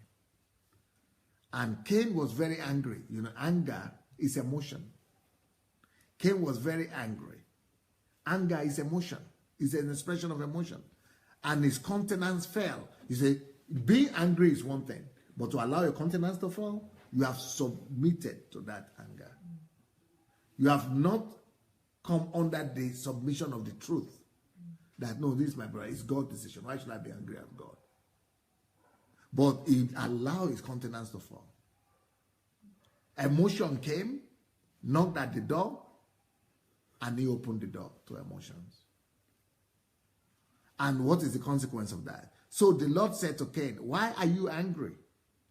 And why, you know, being angry is no problem, but then God said, why has your countenance fallen? Why did you allow this anger to overwhelm you? If you do well, will you not be accepted? And if you do not do well, you know, God is about the truth. Your anger will not sway God. It's not going to change God's opinion. No. Some people want to fast and pray to change God's opinion. No, God is not moved by emotions. So He's moved by the truth. Some people are saying, okay, I'm angry. So if I'm angry, God will. No, God is not going to be swayed by your anger. It's God's going to be, you know, abide by the truth. So God is saying, why do you allow your countenance to fall? If you do well, that is the principle. That's the truth there. If you do well, you will be accepted. But you didn't do well, you are not accepted. This is just the truth right there. God keeps to the truth rather than to capriciousness of this man. And if you do not do well, sin lies at your door, you see. And its desire is to take you. But you can rule over it, you see. Every one of us can rule over our emotions. You can rule over it through complying to the truth. You can rule over it. All of us can rule over emotions. It comes to knock, it comes to rule over us, but God said you can rule over it. It has desire for you. It has come to manipulate your desire, but you can rule over it by abiding by the truth. Because if you do well, if I had done well, there would be no rejection. There wouldn't have been this situation. But since I didn't do well, that's the truth, that I was, you know, not accepted. This is the truth. So I accept the truth. But if you are going to get into self-pity and anger, then you don't want to accept truth. And truth will expose you. Because there is nothing we can do against the truth, only for the truth. Truth will either come and support you and uphold you, or truth will floor you and expose you. But Cain, unfortunately, didn't listen. Now, Cain talked with Abel, his brother, and it came to pass when they were in the field that Cain rose up against Abel, his brother, and killed him. God warned him, but that feeling didn't stop. Because feelings like lust are insatiable. They keep on driving you, and they could drive you crazy. They will just drive you and kill you and make you to do horrible stuff that you never intended to do in the first place. Well, that's it today. But before I leave, I want to hear your feelings. Queen Elizabeth always tells me that we should let people hear.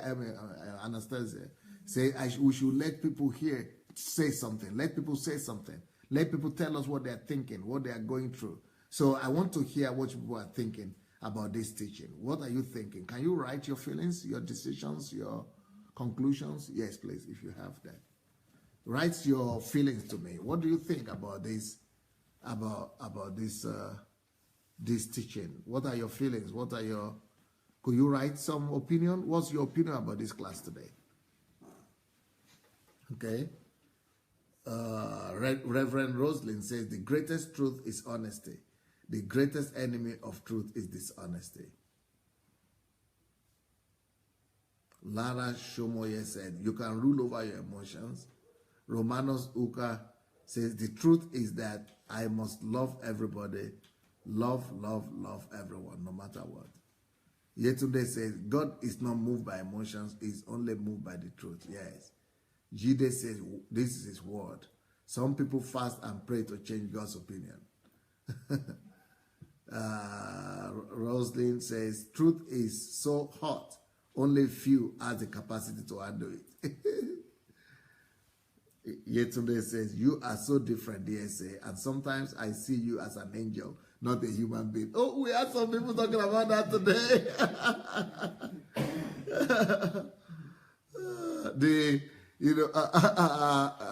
King Evans McDonald was asking me that. He was saying, I feel like touching you with a pin. I'm pinning you. I'm finding out, is he a human being really? And you are just saying the same thing. Edwin says, DSA, you are a man who speaks the truth, even when it hurts you. This quality is very rare. Reverend Rosalind says, DSA, the truth is incontrovertible. Malice hates and arrogance may attack and deride it, but in the end, the truth remains victorious. The truth is that truth is unstoppable. Yep.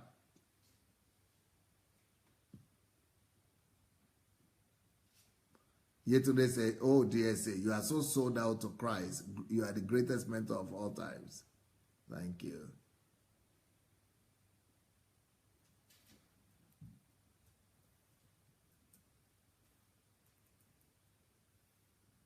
Lara says, use the truth to be your anchor. Truth is supreme. Yep. Gladys says, you feel, taste, and see the love, but not just for saying, because we women love to hear it. I love you, but I lie. But Edwin say, wow, thank you, DSA, for this deep insight on truth.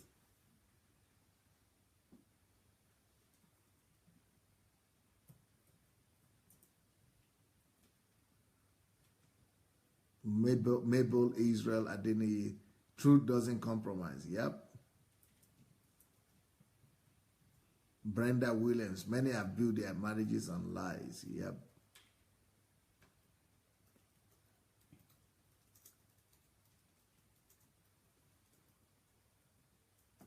Yinka Michael Okekunle says, please, family, if you know anyone who has been starved of truth, kindly do everything to drag them to this platform.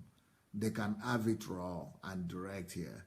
I don't know any other place on earth where I can get what I'm getting here on this platform. No cost for that matter, free of charge. Thank you very much, sir, my mentor. You are simply the best. I am working daily on myself with every truth I have received from you, sir. Beautiful, beautiful, beautiful.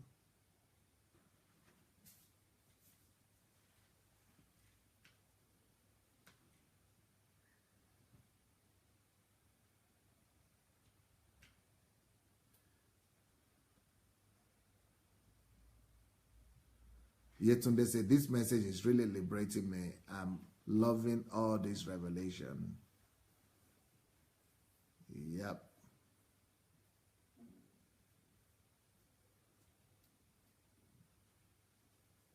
Know that it's not that it's selfishness if someone scolds you for being wrong and because of the heat of the moment you forget about his good deeds. Yeah.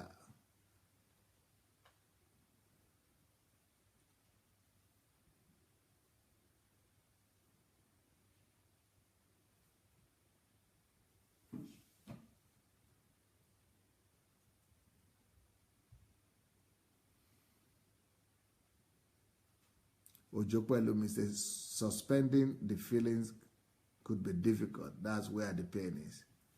Jide Craig says, this teaching is extremely liberating. It also sheds light on areas that need to be immediately addressed in my life. It has also clearly explained some things that I have not been able to articulate. Thank you, DSA. Rochelle White says, eye-opening teaching, especially being a woman, to walk in truth and not letting emotions and feelings dictate the truth, because that is not truth. Let truth be as a plumb line. Yep. Alexander Bondaruk, thank you for the truth about the truth. Well said. Yesterday, Awolesi said, emotions will not destroy my relationship with God. I have lived my whole life on emotions, but today, I'm taking a U-turn to live above my emotions. The truth will always be my watchword. So many things done wrong. Eating habits, etc. 360 degrees turnaround. Not even a U-turn. Thank you so much, sir. Nkiru, what an exposure on truth today. All shades, from food to relationships. Great practical examples. Becky Suyu, I'm really learning a lot from this platform, and I try to apply everything that I hear daily in my life. Thanks, Pastor. Ojokwe Lome, the first time I knew love was not based on feeling was when I had to help someone that really hurt me, and I was angry at them. I just had to help to salvage her health. Ola Aboderin says, this teaching is awesome, Pastor. Thanks a lot. I am learning more on how to control my emotions. So help me God. Ganiyu Daniel said, what I feel is right is not always the truth. Yeah, not just you, all of us. Vedwin says, Pastor, your love for the truth is uncommon. This message sets free. Thank you, sir. Emmanuel Uzo says, wonderful. Christians is living by the truth. Reverend Roslyn, God taught me to number my days in truth. Morality is the basis of things, while truth is the substance of all morality. Yep, thank you. Isaiah Taylor, loving all of this revelation, it is so liberating. You never know how bound you are until you experience freedom. So well said. So well said. Adeola, truth must be the basis for all my decisions, regardless of how I may feel. Reverend Roslyn, the truth is pure, black and white. DSA, you are special. God is with you. Thank you. Truth lives forever, unbreakable, regardless of whatever you do to it. The truth will bounce back.